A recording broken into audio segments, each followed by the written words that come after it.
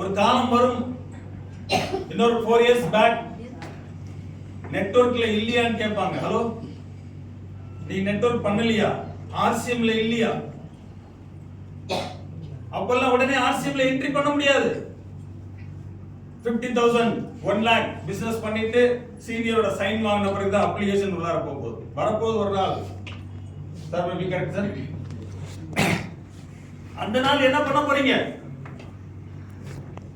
ஒரு LKG pre கேஜிக்காக 10 lakh செலவு பண்றீங்க. ஒரு வால்ல 10,000 rupees ப்ராடக்ட் எடுத்து வீட்டுக்கு முன்னால வச்சு மக்கள்கிட்ட பேசுறதுக்கு என்ன அவமானம்!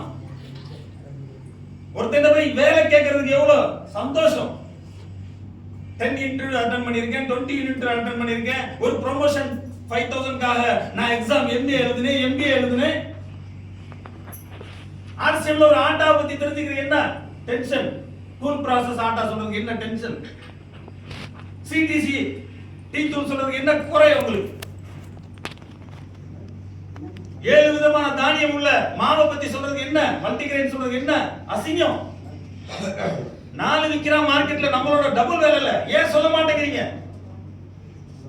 ஒரு நிர்வாகம் கூலி கொடுத்தா உட்கார்ந்து பேசுறீங்க, salary கொடுத்தா சரண்டர் ஆகுறீங்க, லீடர் ஆகி லைஃப்ல செட்டில் ஆக சொன்னா அப்படியே ஒதுங்குறீங்க. ஹலோ, இந்த மீட்டிங் வர்றதுக்கு எவ்வளவு லேட்?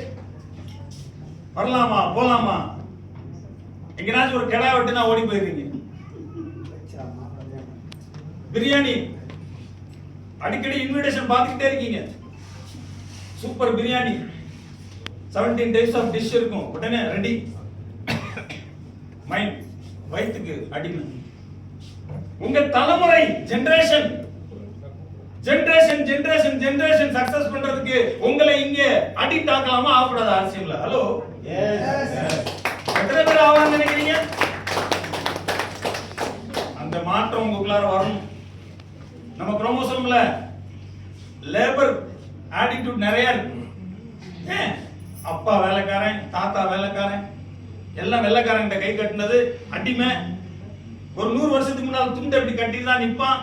சட்டை போடக்கூடாது, செப்பல் போடக்கூடாது, எல்லாமே 50 years பேக். அந்த குரோமோசோம் நம்ம உடம்புல வந்துகிட்டே இருக்கு. எல்லாமே இப்படி yes sir, okay sir, ready sir. அந்த மக்களை, அந்த மாதிரி மக்களை நான் கோடீஸ்வரன் ஆக்குவேன்னு சொல்லி சபதம் எடுத்திருக்கார் டிசி சாப்ரா. ஹலோ, அந்த சபதம் எடுத்த மனுஷன் பிளாட்ஃபார்ம்ல கிடையாது.